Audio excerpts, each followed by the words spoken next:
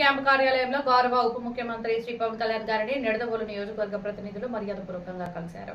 ఈ సందర్భంగా నియోజకవర్గ వ్యాప్తంగా పంచాయతీరాజ్ మరియు గ్రామీణాభివృద్ధి శాఖల ద్వారా చేపట్టిన వివిధ అభివృద్ధి పనుల ప్రస్తుత పరిస్థితిని మరియు వాటి పురోగతిని శ్రీ పవన్ కళ్యాణ్ గారికి కూలంకషంగా వివరించడం జరిగింది.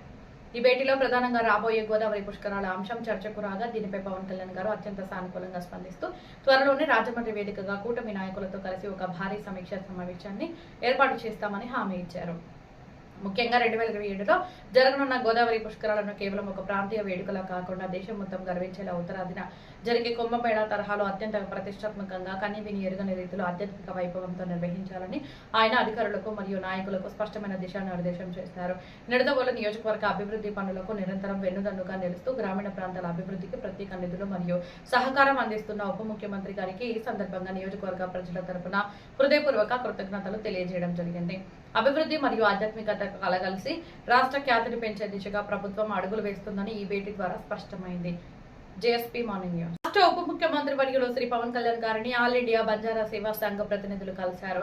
మంగళగిరిలోని క్యాంపు కార్యాలయంలో మంగళవారం సాయంత్రం జరిగిన ఈ భేటీలో నాన్ షెడ్యూల్డ్ ప్రాంతాల్లోని గిరిజన ఆవాసాల్లో పల్లె పండుగ సాస్కి తదితర కార్యక్రమాల సౌకర్యాలు కల్పిస్తున్నందుకు కృతజ్ఞతలు తెలిపారు. గిరిజన తండాల్లోని పలు సమస్యలపై వినతి పత్రం అందజేశారు. ఈ సందర్భంగా నాన్ షెడ్యూల్డ్ గిరిజన ఆవాసాల అభివృద్ధికి ప్రత్యేక ప్రణాళికలు ముందుకు తీసుకెళ్తామని శ్రీ పవన్ కళ్యాణ్ గారు తెలియజేశారు. ఈ సమావేశంలో ఆల్ ఇండియా బంజారా సేవా సమితి రాష్ట్ర అధ్యక్షులు శ్రీ చక్రి నాయక్, రాష్ట్ర ప్రధాన కార్యదర్శి శ్రీ రాంబాబు నాయక్, ఉపాధ్యక్షులు శ్రీ దొరస్వామి నాయక్, యూత్ ప్రెసిడెంట్ శ్రీ విష్ణుమూర్తి నాయక్, ఎన్టీఆర్ జిల్లా అధ్యక్షులు శ్రీ బాలాజీ నాయక్ తదితరులు పాల్గొన్నారు.